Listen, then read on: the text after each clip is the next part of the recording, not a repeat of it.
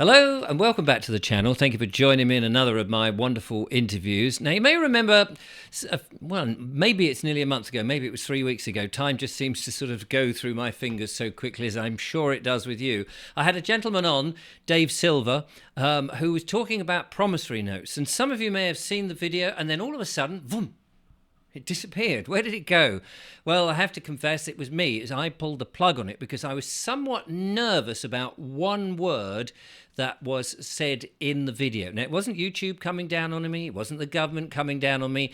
It was, excuse me, it was actually me coming down on myself, although somebody had sort of suggested that it might cause a problem. So I pulled the video. I spoke to Dave. I said, look, I'm a bit nervous about this. And he said, no worries. I'll come back on, explain all, and we can put the record straight. So that's what we're doing today. And Dave is joining me now. Hello, Dave. Hi, Richard. Thanks for having me back on. No, it's nice to see you again. I see you've been appearing in other places all over the place, which is great news, sharing the information, which is fabulous. Yeah.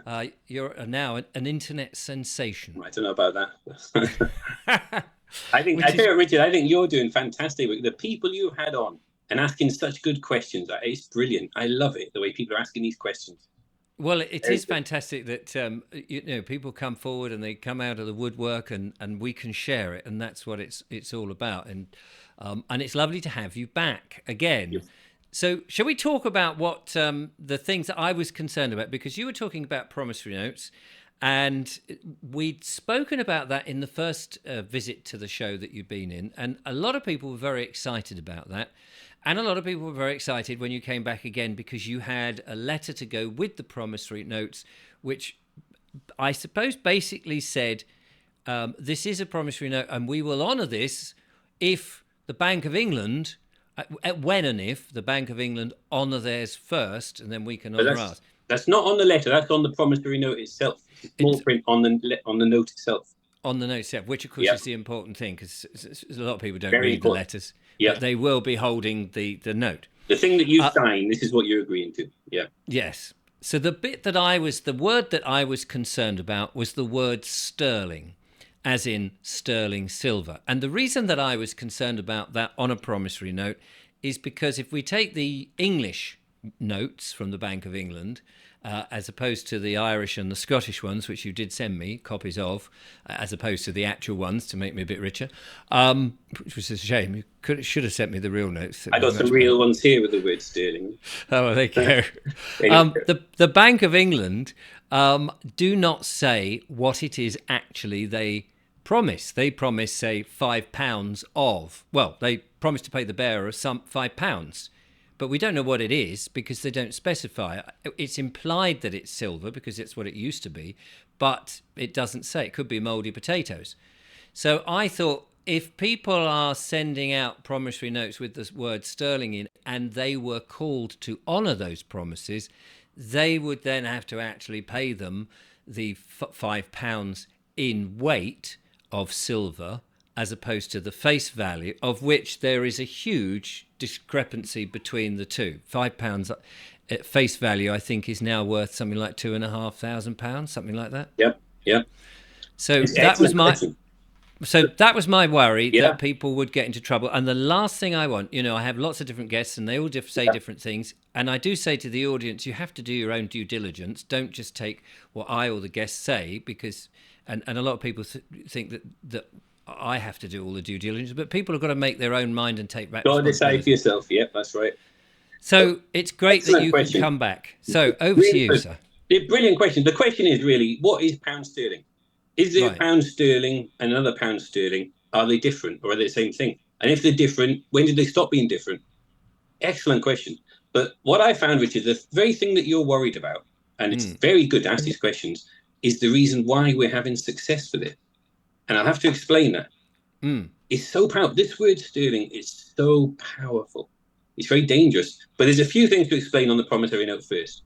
So the small print says, they used to say subsequent to the Bank of England having honoured their promise on their promissory notes. And we don't put that anymore because in the Bills of Exchange Act, it specifically says that promissory notes cannot be conditional. It's got to be an unconditional promise to pay. Right. Which actually draws a question on these. Are they conditional? Because it's a suspended promise to pay. But anyway, we changed that word subsequent. In legalese, that means just after. And the word we come up with in my team is conforming to.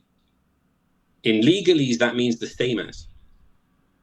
So the promise, we're putting, I promise to pay the bearer on demand the sum of, say, £30,000 sterling, conforming to the Bank of England having honoured their promise on their promissory notes. And that is what's so powerful. But what is their promise? Good question. What is their promise? I promise to pay the bearer on demand £50. That is the good question. What is it? And is it a broken promise? When will it be fulfilled? We don't need to know. We don't need to know that. It's above our pay grade. We don't make decisions for the Bank of England, but we conform to them. When they fulfill their promise, then your worry is very valid.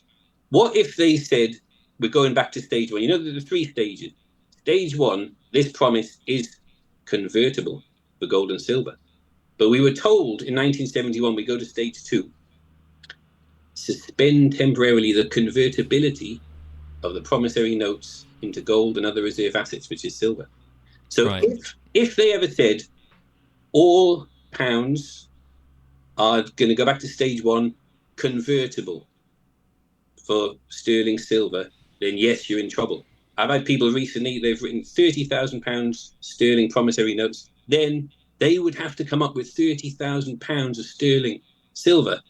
There's 2.2 pounds in a kilo. That's 15,000 kilos. 15 tons of silver. Imagine 15 pallets of silver. They'd have to come up with that. Yeah, that's what I was worried about. Well, I would like to personally guarantee that the Bank of England cannot, I don't guarantee much, but I'm so confident about this, they cannot ever go back to stage 1 with all the promises of pounds sterling in supply, that they're all convertible for £1 of sterling silver. And the reason I can be so confident about that is the reason why our promissory notes are working with sterling on, because there's now trillions of these. Britain alone, the British currency alone, it's in the trillions. How many pounds sterling there are in supply? And then how many pounds of silver are there in supply? I've got some silver here, I'll show you in a bit. There's nowhere near enough to cover Britain alone. And are we talking about, when you say there's trillions of pounds in circulation, are we talking about paper money with the words on it? Or are we also talking about digital versions of the money that the banks, add the ones and zeros to? Yeah, it wouldn't matter. There's M1 money supply, cash in circulation, M2, M3, M4 is all the digital blips. They would have to cover all of it. They would have to, every single pound that has been promised, a digital or paper promissory note, I am certain they cannot go back, that they are convertible. If they did, then you promised to pay 15 tons of silver, but there's just not that much available. And this is where it's all related, the resource scarcity, it's resource depletion on planet Earth, isn't it? I've talked to you a lot about this, the one planet movement. I mean, the amount of silver now being used, do you know much about the data centers for AI?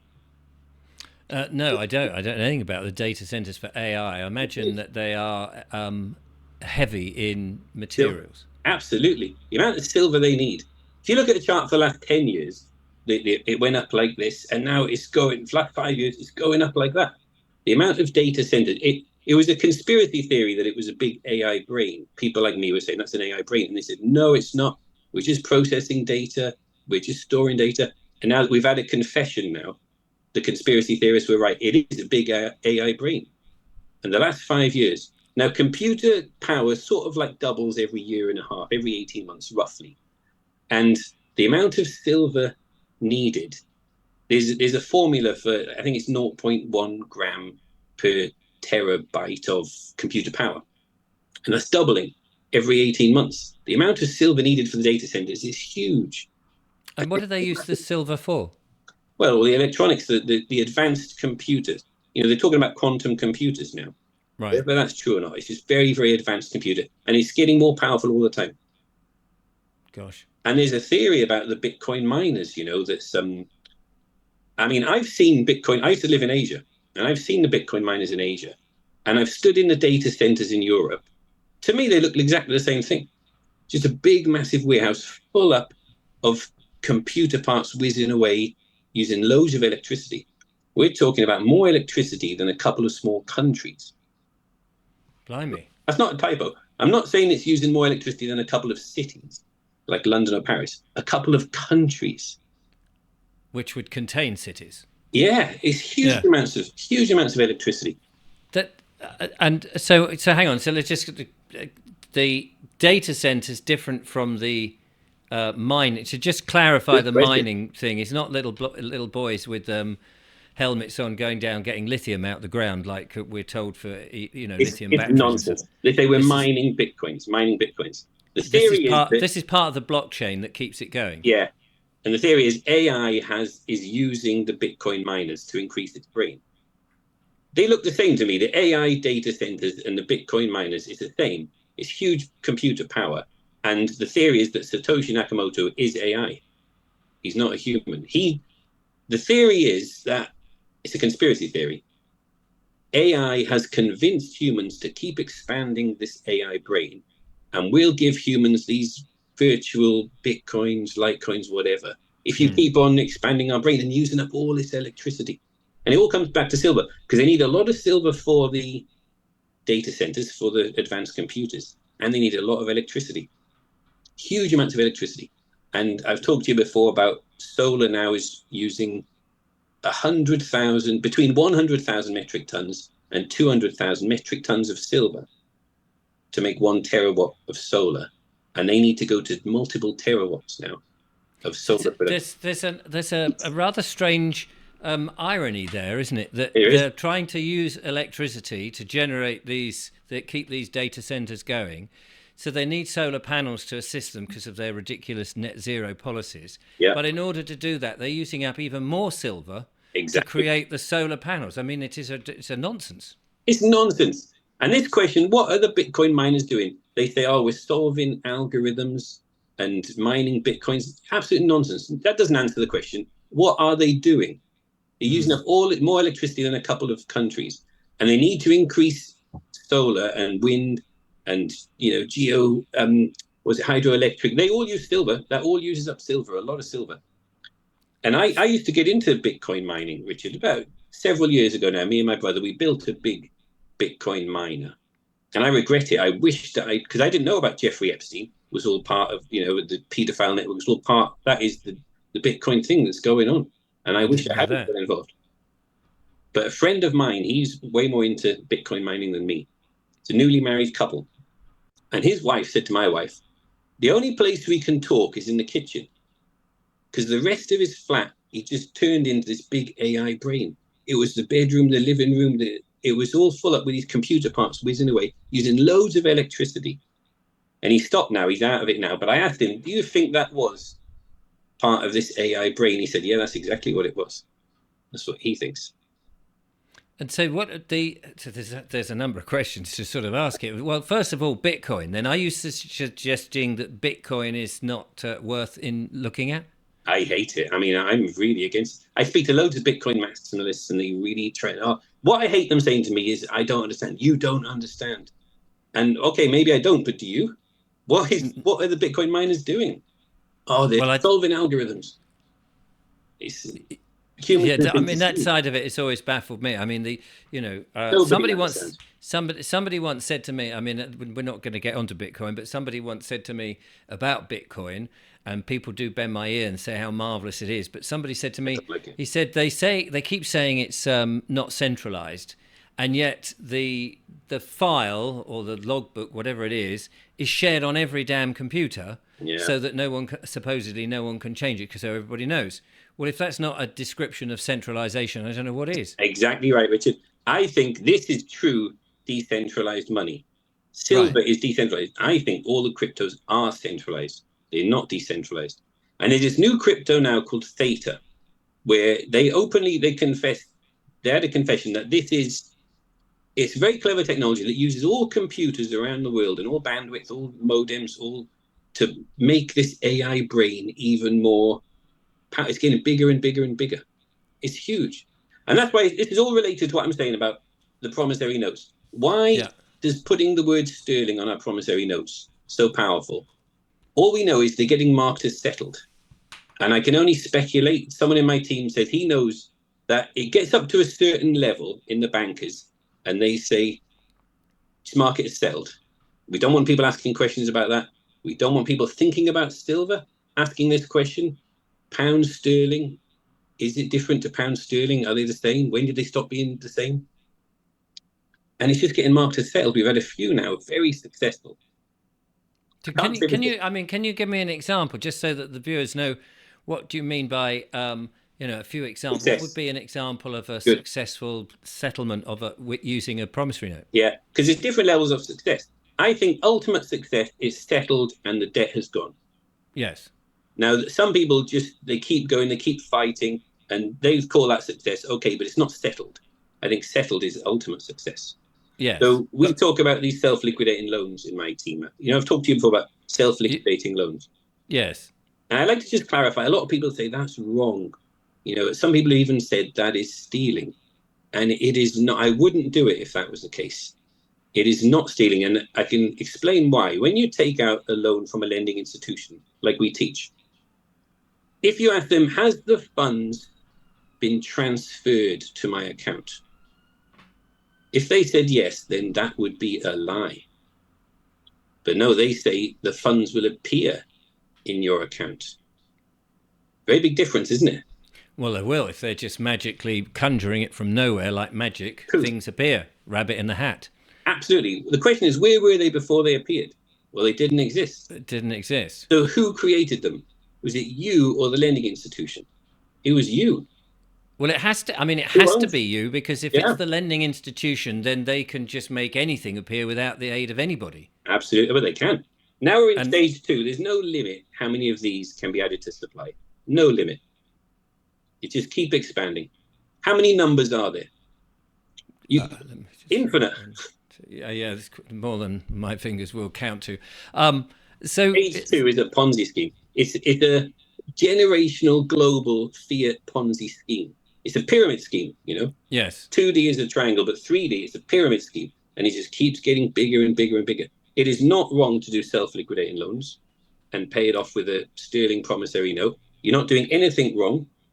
So just to recap what that's, because we pulled the video, so some people will be watching this and not have seen that. So if I've got it right, you go to a bank lender and you effectively borrow money. You're not borrowing money, you create money. It appears in the account, they give it to you, and then when you're supposed to pay it back, you pay it all back with a promissory note. You're not actually, no real money is actually transferring hands as such. I think real money is silver. I don't think this is not money. Only gold and silver are money. This is just currency. Promissory notes, bills of exchange, just cash. Yeah. Cash is trash. It's not money. So in other words, they've created something out of nothing. They've given you effectively nothing. You, when it is due back to pay that nothing back, even though you've actually bought something, you pay them nothing back, albeit a signature on a promissory note, and it settles the account. I mean, I'm simplifying it to the point. Yeah, good simplify. There's a lot more to it. There's a limit. It has to be under 30,000. We're having no success over 30,000. And I know the reason for that. They've got in their rules, under 30,000, you can do a debt relief order. You could relieve the debt like that. Right. But if you do a debt relief order, you've got a negative mark in your credit file for 6 years. You can't do another one for 6 years. But what we do, within 30 days, we've got it down to a T now. You do a self-liquidating loan, whatever you can get. If you can get 10,000, you can get 20,000, as long as it's less than £30,000 sterling. Within 14 days, you can write to them and say, thank you very much, but I don't want this after all. I would like to settle it in full with a promissory note. I promise to pay the bearer on demand the sum of whatever it is, £20,000 sterling, conforming to the Bank of England having honoured their promise on their promissory note. And within 14 days, you cancel, you settle the debt in full. And that word sterling is so important. There's a few levels of resistance. Imagine the first person who gets it on the desk. They might don't know what to do with it, send it to the legal department, and they just, first of all, they say, we don't accept this, we don't recognize that as payment. And a few levels of resistance. When it gets to the banker level, we suspect they've been told market is settled. We don't want people to think, oh, hang on, £30,000 of silver. I've got to start I got to sell the house, got to sell the farm. I need 15,000, kilos of silver. I got to buy a kilo a month. No, that's why it's so powerful. Because I got a slightly different take, Richard, to a lot of your guests that have on. Some people say, well, they're sure the Bills of Exchange Act, they're sure the law is this, ignorance of the law is no excuse. And I think you're absolutely right. You are right. But you're dealing with people who don't care about that. They don't care about the law. They're very selective and they can bend the law. They don't care about that. Yes, this is a different strategy. This is using the word silver. That's why it's getting settled. Within 14 days, comes back. There's no even mark on the credit file.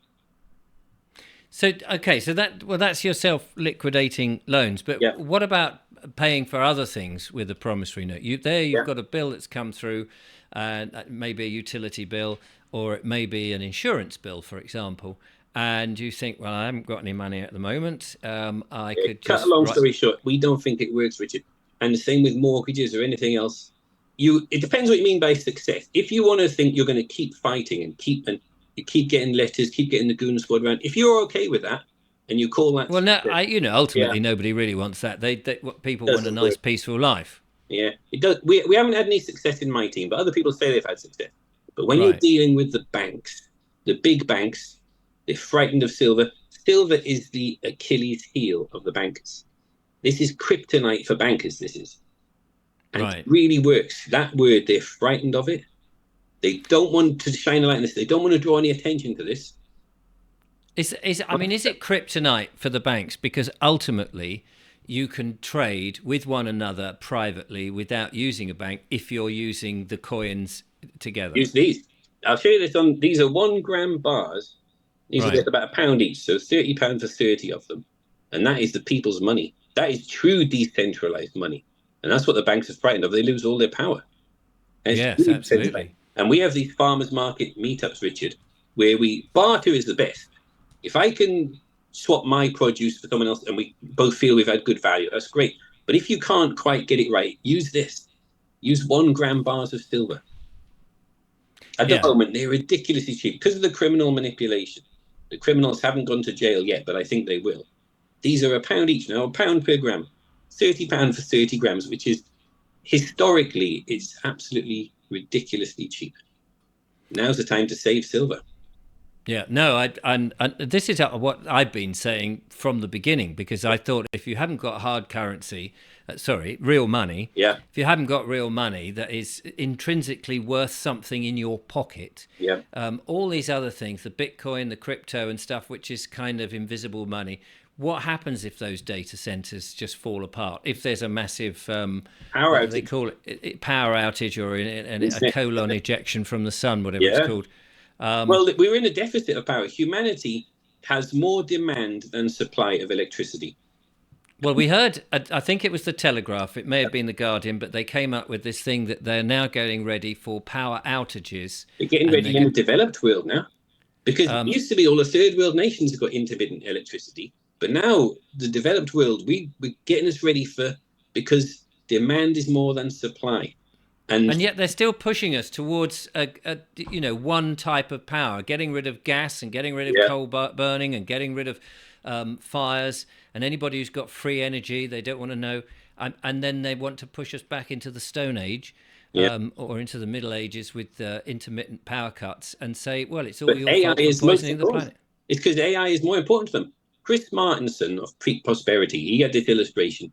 You can see who parents favor more, like one child over another child. We can see who parents favor. They favor AI over humans. They've got to keep the data centers, the Bitcoin miners running, using all this electricity. Sorry, humans, you'll have to have blackouts, intermittent electricity. You're going to have power cuts because we've got to keep the data centers running. Could it be that AI is deceiving humans to keep expanding this brain, doubling every 18 months? What is AI actually doing? Good question. For us? I mean, what is it? I mean, you keep the AI brain, but what is it doing? What good does it do? Apart from all the electricity and all the silver it's using up. Yeah. What does it do? Is it? But I mean, apart from generating pictures and doing voice, deep fakes. Deep fakes. I mean, you can now, apparently there's a site where you can go to and you can say, I want a YouTube video on the advantage of silver And please include some history, add some graphics, add a voiceover. Press a button. 20 minutes later, a YouTube video is made. I mean, it makes my job, How does that improve our lives? How does it improve humanity? Well, it's bland. It's I mean, nothing. ultimately, and there's so many of these videos out there. I've seen them, and there's this, there's the text under the bottom. There's some stock footage. It's all very bland. But I think actually, ultimately, what it does is it makes humans want to switch that nonsense off and go back and actually have a real life again. And I think it will turn circle. But in the meantime, we're stuck with this concept. But it's also running systems, presumably, for big companies and corporations. Yeah, it saves a lot of manpower, innit? A lot of people lose their jobs, that's for sure. Yeah. But I think this is all related to the One Planet movement. I keep talking about the One Planet movement. Tell us about the One Planet movement. So in the West, in the developed world, most human beings are living with an ecological footprint of about 4 planets. What that means is we're living as if we've got another 4 planets. So that when we've used up all the resources on this planet, don't worry, we can tap into the next one and the next one and the next one. But we haven't, have we? We haven't got another 4 planets waiting there. In Dubai and places like that, they've got an ecological footprint of about 8 planets. Because they got air conditioning buzzing 24/7, using loads of electricity. Yeah, using loads. So a lot of us are trying to get our ecological footprint down to 1 planet or less. And there's this brilliant movement in Wales. It's Wales only. It's not in Ireland, Scotland, or England. I think there's some very good people, Richard, in the Welsh government, very high up. And they're putting one finger up to the WEF. The World Economic Forum has got a war on farmers. Don't you? Of course, we talk about it all the time. And the farmers, they're taking the tractors into town, but nobody's listening. People like me and you are. No one else is listening. So they're making the farmers, they're forced to sell up their land. And there's a lot of cheap land for sale now. There's loads of cheap farmland. In Wales particularly, it's very cheap because loads of farms are being forced to sell. The younger generation don't want to take up farming because the WEF have got a war on farmers. And there's some very good people in the Welsh government that have brought this One Planet development opportunity, only in Wales. So if you buy this cheap farmland, the chance of getting planning permission is next to nothing, isn't it? It's very hard. That's exactly the thing that's holding us up. But from we've got Julia and her 2 kids and myself, and whilst we'd happily live in a mud hut, you're not allowed to erect it and live on the land. I've got something to tell you, Richard. I mean, if you could buy this cheap farmland, say 8,000 per acre or 10,000 per acre, if you could build a house on it, it's suddenly worth 300,000, isn't it? Or $250,000 or something like that, if you could get permission. Yes. Well, in Wales, you can get permission. It's called One Planet development. As long as you meet certain requirements, and all the requirements are very, very good anyway. They're good. So you buy the land, you buy a couple of acres very cheap.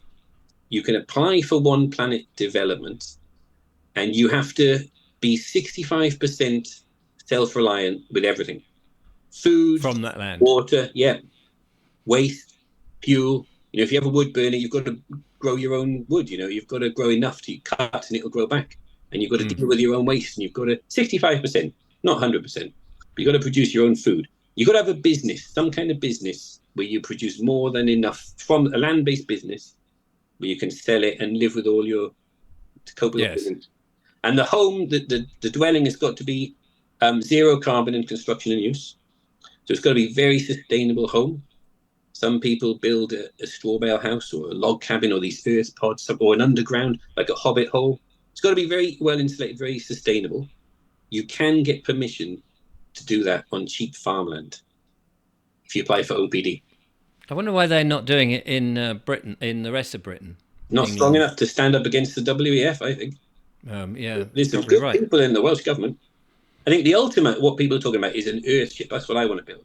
I'm doing this, you see, but I've not built it yet. I've got the land, I've planted the trees. You want to plant fruit and nut trees. I've got apple, pear, plum, and nuts. And you've got to produce food off your land. And the ultimate is an earthship. You know what an earthship is, Richard? Is it like a mud house that you dig in and cover with, It's not a spaceship. It's not a spaceship made of clay. But there's a cheating way to do it, an easy way to do it, which is fast. A lot of people, they buy the land and they want to move on straight away. So they buy a mobile home, very cheap static caravan, very cheap used one. That's the center, and you build the earthship all around it, see? That's the heart of your earthship. And on the south side, you build a big greenhouse. The airship's like 40 foot. Well, the greenhouse could be bigger than that, bigger than the mobile home. And in the rear of it is all earth bermed for insulation. An earth berm roof with solar panels on the roof. You dig a big cesspit for all of your waste where you can separate grey water to use that to water your plants. Solar panels on the roof and rainwater harvesting. You've got to harvest rainwater. And it's really well insulated so that if you have a wood burning stove on the inside, in the winter, you warm it up and all the earth acts as like heat bricks, it warms up, keeps warm. And that's what we're doing. We're doing that on our OPD. An earth ship on the land, low impact. So it's very, it's almost invisible. Mostly earth bermed. Big greenhouse. I want to have aquaponics in the greenhouse. The most exciting thing is what everyone's talking about, what they want to do. You've got to have some kind of land-based business, you see. Yes. One guy, he's doing ostriches. He wants to have 100 ostriches. Ostrich eggs are massive. Most people are doing chickens. I want to have goats. And I've got experience. I've got rabbits now. We're keeping rabbits there. And what would you do with the rabbits? Eat them. Bring them to the farmers market meetups. You've got to produce your own meat, you see. You've got to produce your own food. And guinea pigs. We're keeping guinea pigs, which are, in South America, they call them cooey. It's better than chicken. Cooey. Sustainable. Cooey, little guinea pig. Come here. Just climb into my mouth. I tell you, it's delicious. And they breed so fast, Richard. You may well have upset now. I mean, not that children really watch this, but there's nothing to stop them watching this. You may have upset millions of children across the countryside, suggesting that you would eat guinea pigs. It's not the guinea pigs you're thinking of that people have as pets. They're meat guinea pigs. They're as big as a very large rabbit. They're huge things. Oh, okay. They're meat guinea pigs. Very delicious meat. Right. They're very happy in this climate. They eat the grass. What I want to build, Richard, is a goat mower. Have you heard that? They're brilliant. A goat mower. Well, I've seen the similar things with turkeys, and I think it's Joel Salatino. Yeah, he talks about all of that kind of stuff. Yeah, bang on, really big one. People are building big ones on their OPDs. The big cage, massive thing. Like my walnut trees are about 25 foot apart, so this will move in between them. And I have goats in there. The rabbits, guinea pigs, chickens. I want to have quail. My sister keeps quail, and the quail eggs very high quality. And every day you move this onto fresh pasture, you see. Instead of a lawn mower, it's called a goat mower. And this will keep all the weeds and the grass down. By the time you get back to the start, the grass and weeds will have grown back enough. Fresh pasture for them. And I mean, not only that, Mark Byford, the bowler hat farmer, is doing exactly the same with something. I can't say what it is because it may or may not be registered. But he's got something in a cage and a big wooden thing. And he shunts it over just the same footprint as the cage, a little bit more every day, and he's been doing this in a field. And it's gone down like 3 weeks, and the first bit has grown back, but the first bit is lusher because the animal, whatever's in it, is putting the manure down. Excellent. So it's a great circular effect, and it's improving the soil. Absolutely, which is what every farmer is desperate for, because the old-fashioned farming has leached it away, poisoned it. Yeah, and putting nutrition back in the soil. If you have goats and chickens and the poultry, they work well together because they scratch through the goat manure and they spread it out, you see. Yes. And so every day you go in there, you move the water, big water container for the water drunk, you move that and milk the goats if she's milking, raw milk. And then you move this thing, and as you drag the back of it, because you don't want any baby rabbits or guinea pigs, they're quite small, So this will drag along, move them all forward. They'll run forward, but that also spreads the manure out as well. You want to spread it out. It's such good nutrition for the soil. This is the dream, isn't it? This is what everyone should be thinking about, being a producer of food, Yes. One planet development is an incredible opportunity. There's hundreds of us doing it now. I'm just trying to remember. I think it was Colin Tudge who has a book. I can't remember what it's called now, but it's like it came out about 20 years ago. And he said, what we need is not just more farmers. We need thousands of small-scale farmers. Excellent. Exactly what you're talking about. Yes. We don't need these big farms taking out hundreds, thousands of acres. We need lots of small-scale farmers who are able to be self-sufficient. And then surplus can be traded amongst themselves. That's exactly it. That's the point. Wales is becoming the self-reliant capital of the world. People are moving it. We have these prepper meets. Have I told you about them before? No. A friend of mine called Darren. His name's Funky Prepper on YouTube. Oh, yes, I know Darren. Yeah, brilliant. I've been to a few of them now. He organises these prepper meets. Started off in England, but now he's moved to Wales. There's 2 good ones in Wales. And we all get together with the kids. I might bring my kids. families there. We all camp from Friday, Saturday, Sunday, Monday, and we all have evenings around the fire. We're all very like-minded, talking about what are the solutions to the problems we see going forward. And that's all the preppers. That's what their solution is. That's what I feel. Become a producer, not a consumer. Yes, we've been trained to be consumers, and Yeah. we're not putting anything back. Yeah. And of course, we're consuming and exchanging all this wonderful food and what have you with pieces of paper that have no value. Yeah. And so we're not actually putting anything back into the system. Whereas exactly what you're talking about is a reciprocal action. I love what you're saying. That's exactly it. You've got it. And what we do, not just the OPD is One Planet Developments, but there's lots of little small producers, little farms. And we have these farmers market meetups. It's decentralized. It's not like you pay for a plot. You just meet. It could be 2 or 3 vehicles meeting somewhere, or somebody's home once or twice a week, or it could be 100 or any number in between, like 10 farmers. And we use silver. We only use silver. Don't use fiat currency. Get away from cash. Don't use any kind of Bitcoin or digital blips. This is the people's money. Silver. Yeah. And I like that. The people. That's a great phrase. The people's money. I'm just going to write that down. Truly decentralized. And you don't need to go to the supermarket. Ideally, we still do, but ideally, Richard, boycott all kinds of big supermarkets. If you can have enough of you and you all produce what you need, the 3 things we want to concentrate on are real assets, which is silver, not digital. No. Real skills, not computer programming. That's AI will do that better. And real friends, not Facebook friends. You've got 1,000 Facebook friends. So real friends, you meet up at the farmers markets regularly. And I bring my guinea pigs, my rabbit. I could sell them live, or I could sell them processed or cooked, nice roast, whatever, ready to eat. People bring chickens, eggs, all the vegetables, onions, potatoes, carrots, nuts, fruit. When they're in season, loads of fruit. Local and in season is the best. Yes. I mean, what you're describing really is going back to a system that we had over 100 years ago, perhaps 150 years ago, in which particularly villages were the exponents of this. You did have your lords of the manor who provided the land, but but not anymore. But effectively, you've got people who are working businesses. They were on their own, small businesses or family-run businesses. They were part of a community, and they were all helping to support. Each one was a piece of a jigsaw that made the whole picture. And you all help each other. And you're helping each other. Admittedly, and of course, back by then, you had money that was actually backed by gold.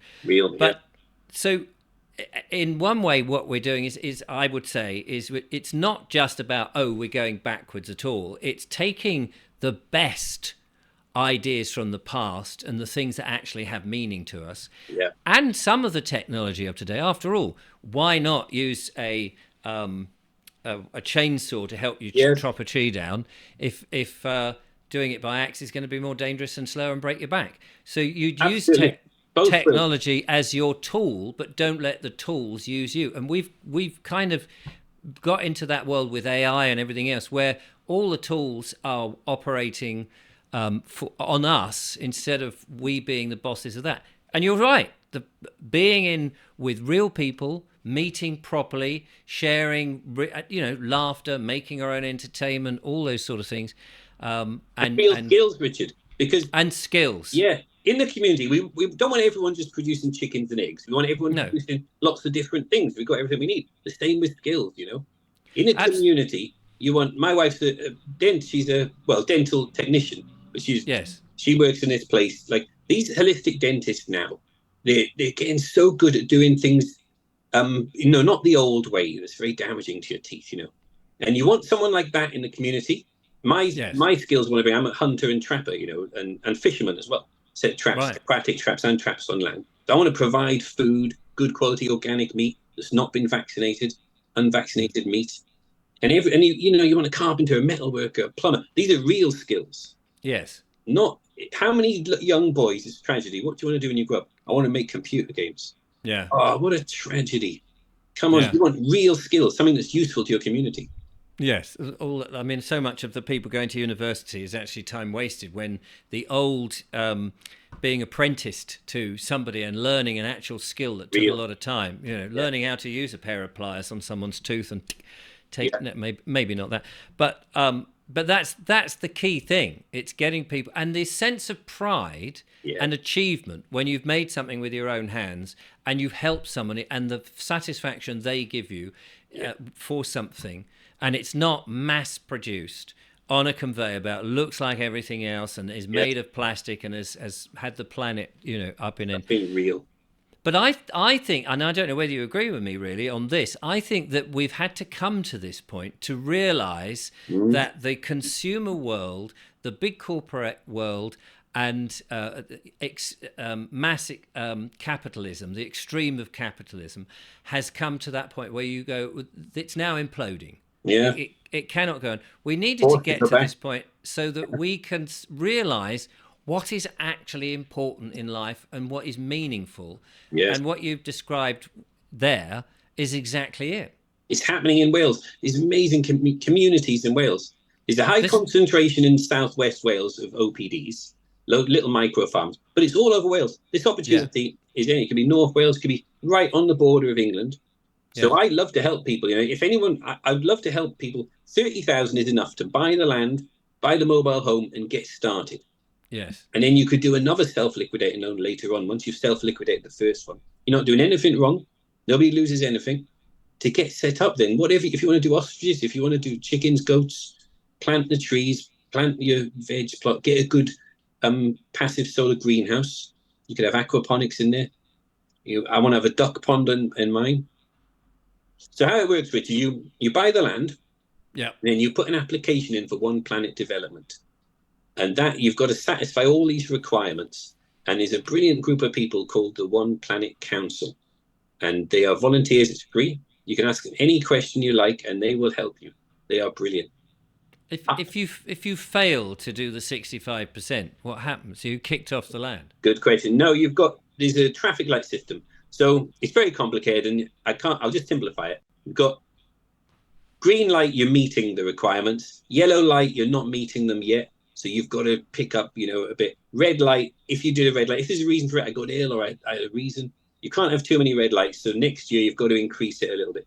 Now, you've got 5 years to meet all the requirements. Once you get OPD approved, you could say, you make a plan, on your application. I'm going to put my earth ship here, or whatever you're going to build, earth pod, whatever. I'm going to have the goats here, fruit trees here, whatever. This is my trees for firewood, whatever. And you plan it all out. And you say, by year 1, I want to build the dwelling. By year 2, build the greenhouse. By year 3, plant the trees. And by year 5, you want to be earning money from your plan. So you need a plan what to produce. Some people produce mushrooms, whatever it's going to be. When you say earning money, can it be silver? I shouldn't say money. I should say currency, yeah. But you've got to make a plan that, what we're talking about, Richard, you've got no mortgage, no rent, you don't have to go to a JOB, just over broke. You are being self-reliant from the land. Yes. That's what you've got to prove by year 5. I can live self-sufficient from the land. You can provide. So it's a bit more complicated than that. You can have, they say 65% self-reliant with food, but if you have a land-based business, that could provide 35%, the profit you make from selling guinea pig meat or whatever you're going to do, or eggs or something. So it's actually only 30% you need to grow yourself. There's a lot more to it, and you really need to contact the One Planet Council.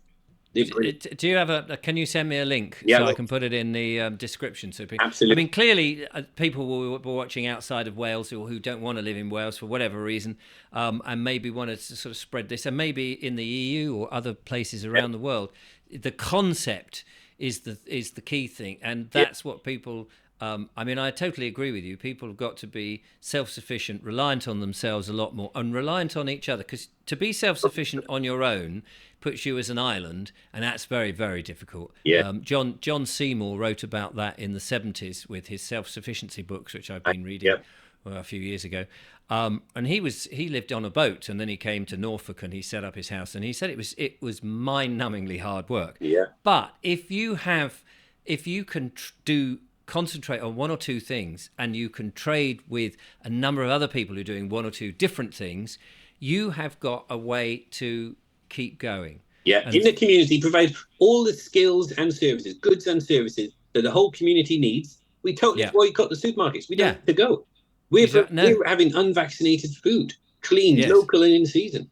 Raw People milk. will be jumping up and down going, this is it. It's, this is what we They want. are. Some people, of course, will still want to go to their call centre and sit under artificial light and ring 100 companies a day just to Next to try the and get... Wi-Fi router. Yeah. Yes, I can't imagine quite why they would want to do that when they could be outside in the fresh air, breathing freshly illuminated air and oxygen or fluoridated water, of course. Working the land. But the more we get people to take up that thing, the less of that old world will crumble and fail. Yeah, and people are hearing about this. So people are moving all over. People from New Zealand are moving to Wales. All over. That is amazing. Wales is the one place. As long as you're just this side of the Welsh border, you could be somewhere up in the middle, somewhere. In the marches. The Welsh border kind of goes like this, as long as you're just over the border. Yeah. I tell you a story, Richard. Me and my son, we do some kind of crazy adventure every year. And he's just turned 16 this year. He said, can we walk from the East Coast to the West Coast of Britain, you see? We started off on the East Coast, just above London, and we walked all the way to the West Coast. And we got to the Welsh border. We're just stealth camping in the woods, eating wild food and things. And we got a picture, 1 foot in England, 1 foot in Wales. We're in Wales now. And every now and again, we stop to fill up our water bottles. We ask a farm or something. And we asked this farm, can we fill up our water bottles, please? And I said, wow, Wales is so beautiful. And he said, that might be true, but this is Shropshire, this is England. Yeah. And I said, well, hang on, I'm heading west. And I was just popped over into Wales. Now there's like a pocket that's England again, The border is crazy.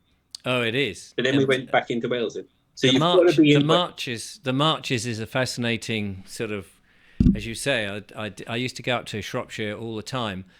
For about 10 years, and we used to Harriet, my previous partner, and I used to explore Offa's Dyke and all round. We went past that. Yeah, it's beautiful. All that, and I have got some videos in the back catalogue of this channel, Under the Bald Explorer, where we walk Offa's Dyke, go to Montgomery and places around Shropshire and all of that, and explore the Welsh marches.